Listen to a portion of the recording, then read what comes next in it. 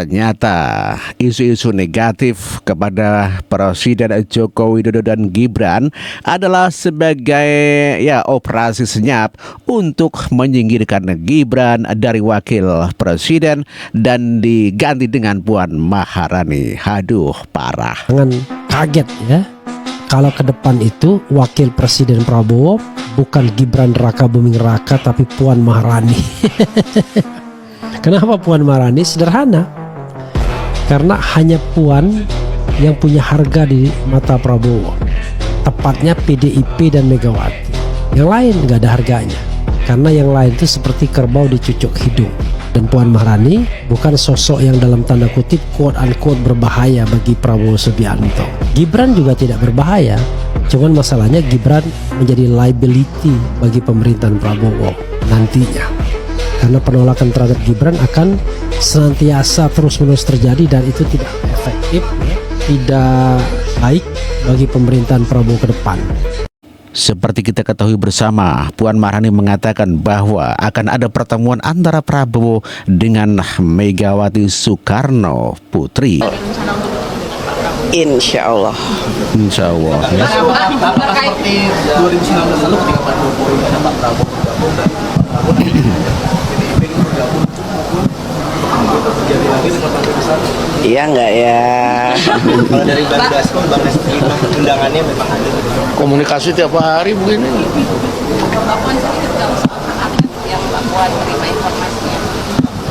Belum ada pergerakan. Itulah tadi Puan Maharani yang mengatakan akan ada pertemuan Prabowo Subianto dengan Megawati Soekarno Putri. Demikian juga disampaikan oleh Alifur Rahman bahwa pertemuan Prabowo dan Megawati Soekarno Putri bisa jadi merupakan suatu hal akan menjadikan Puan sebagai wakil presiden. Ya, efek daripada aibnya Gibran terbongkar. Itulah harapan Alifur Rahman.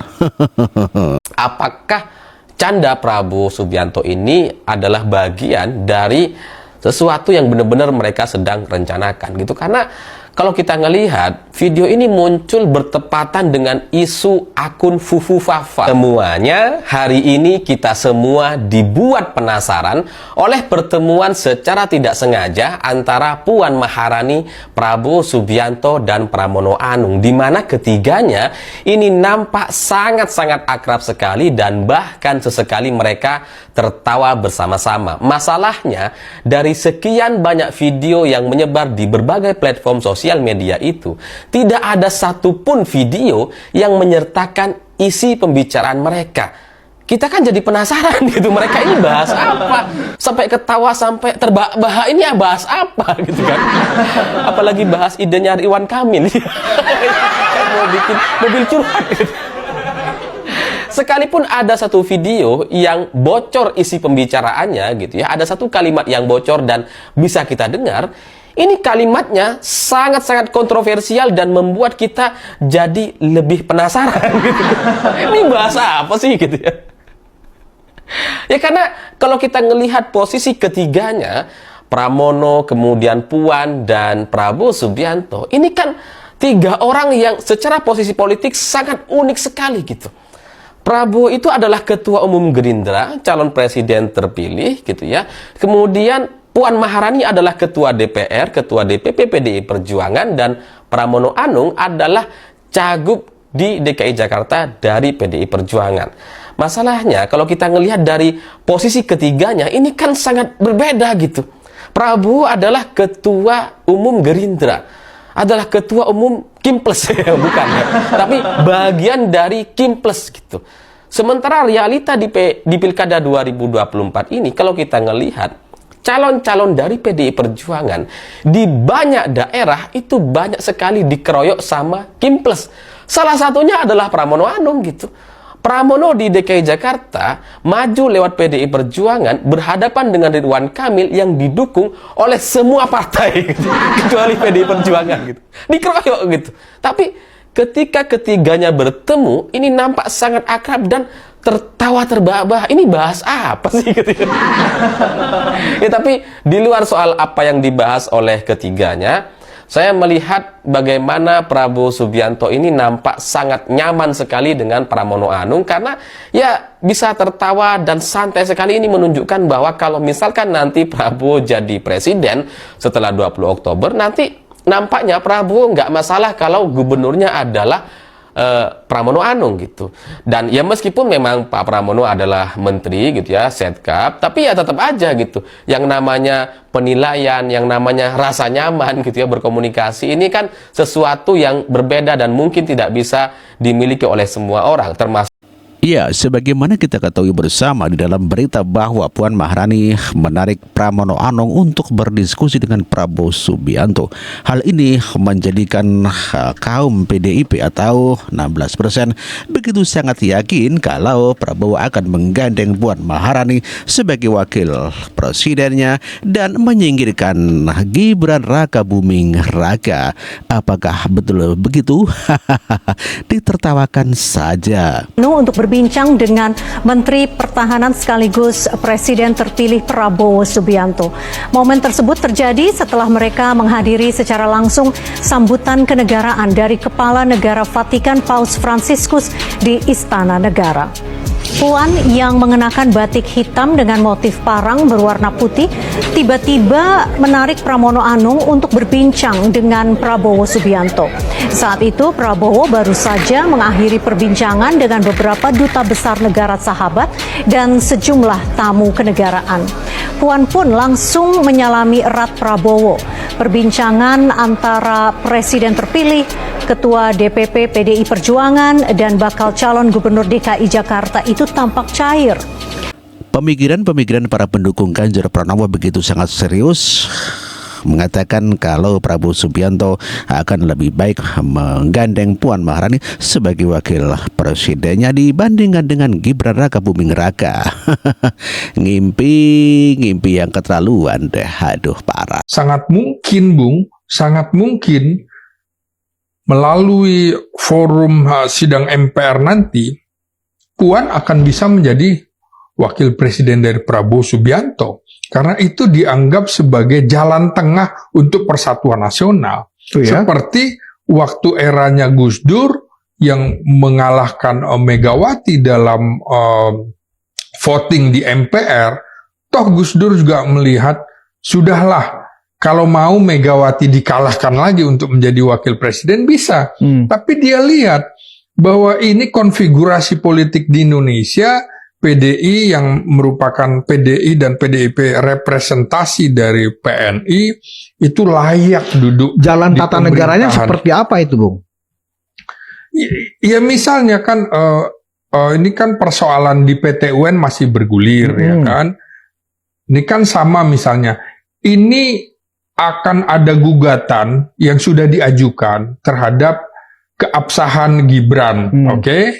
Maka ini tadi, Bung, PT UN juga keabsahan pengurus PDIP. Ini kan jadi ada pertarungan kira-kira konsensusnya seperti apa. Lo kalau gugat ini, gua gugat lo juga gitu kan. Ya tentu dengan tangan-tangan lain.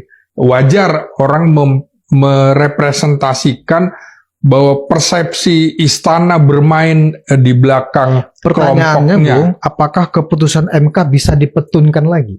Bukankah keputusan MK itu final dan mengikat? Bung, persoalan yang digugat bukan itu saja.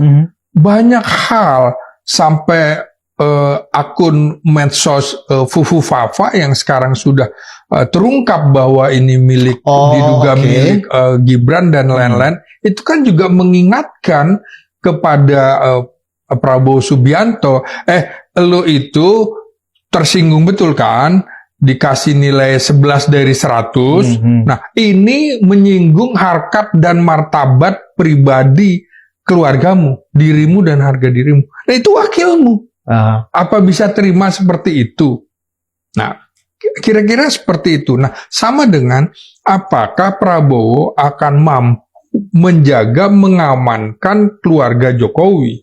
Belum tentu, Bung. Prabowo itu sebagai mantu dari Presiden Soeharto juga tidak mampu mengamankan Presiden Soeharto, mantan Presiden Soeharto, untuk dibawa ke forum hukum ya forum hukum diperiksa oleh kejaksaan dalam kasus-kasus, nggak berdaya juga kan, nggak berdaya juga sebagai menantu kalau kepentingan bangsa, Anda harus pilih kepentingan bangsa atau kepentingan keluarga Jokowi. Berarti yang Bung maksudkan itu bukan menggugat keputusan MK 90. Bukan. Oh, tapi hal-hal lain Iya. yang membuat hubungan antara presiden terpilih dengan wakil presiden terpilih itu secara normatif cacat. Iya. Kalau memang bisa dibuktikan, Iya. atau ada yang menggugat Iya. akun Fafa Fufu itu. Iya. Setahu saya belum ada, Bung, Nah, Bung, kan juga di yang menggugat Fafa Fufu itu. akun itu kemudian juga ternyata menyinggung keluarga Presiden SBY, kan begitu. Nah, ini dua presiden bisa bergabung kan, sama dengan Megawati. Ini yang menghubungkan adalah akun-akun ini, sehingga mereka dalam politik itu musuhmu adalah kawanku, kan kira-kira begitu. Ini juga bisa menggabungkan hal-hal seperti itu. Ya, berarti jalannya memang mungkin dari penelusuran tim cyber barangkali ya. Iya. Nah, sampai sekarang memang itu sudah menjadi buah bibir juga, Iya. Fafa Fufu itu. Tetapi juga tidak bisa ada yang bisa memastikan wewenang lembaga mana yang bisa memverifikasi bahwa itu terkait dengan Gibran atau tidak terkait dengan Gibran. Ya kan, belum ada satupun yang punya otorisasi ya untuk mengatakan ini benar, ini nggak benar. Iya. Nah, yang baru berkembang adalah pendapat atau opini dari Roy Suryo yang dianggap ahli telematika. Iya, iya. Menurut dia itu memang punyanya Gibran. Iya. Tapi kan Roy Suryo tidak memiliki otoritas ya untuk mengatakan itu adalah terkait dengan Gibran. Iya. Nah, artinya ada ruang-ruang yang hampa ya dibanding tuntutan yang dilakukan kader PDIP tentang keabsahan kepengurusan DPP yang kemarin. Iya. Bung. Jadi jalan menuju yang Bung sampaikan tadi bisa saja dalam rapat atau sidang MPR ya kan ada sebuah manuver yang terjadi, Gibran di layoff digantikan sebagai puan untuk menjadi sebuah konsensus baru. Iya. Itu sangat spekulatif sekali itu, Bung, pendapatnya. Iya, bisa saja. Politik kan tidak ada hal yang mustahil ya. Dalam pengertian Jokowi dan keluarganya tidak punya partai politik. Nah, ketika kemudian di MPR dukungannya dari mana? Saya kira akan berbalik badan. Ini sebentar lagi semua ini ibaratnya perahu ini sudah mulai karam ini, Bung. Sudah mulai lompat. Semuanya begitu. Di ujung pemerintahan rata-rata seperti itu. Menurut Bung, Prabowo setuju jalan seperti itu? Saya kira menurut saya ya, ada kecenderungan Prabowo seperti itu. Oh ya? Iya. Menggantikan Gibran dengan puan gitu? Iya. Oh ya. Prabowo ada kecenderungan ke situ. Apa indikasinya Bung melihat ada kemungkinan Prabowo setuju jalan seperti itu? Bung, pilihannya adalah Anda ingin bergabung dengan orang yang sudah kekuatannya melemah atau bergabung dengan pihak yang memiliki kekuatan. Kekuatan PDIP di parlemen tinggi sekali juga. Ini juga sambil kita menunggu apakah Undang-Undang MD3 itu akan diubah. Apakah undang-undangnya dipisah, Undang-Undang MPR, DPR RI, DPRD, dan juga DPD. Nah, tentu saja bandul yang dimainkan oleh Prabowo, kekuatan PDIP itu harus dirangkul.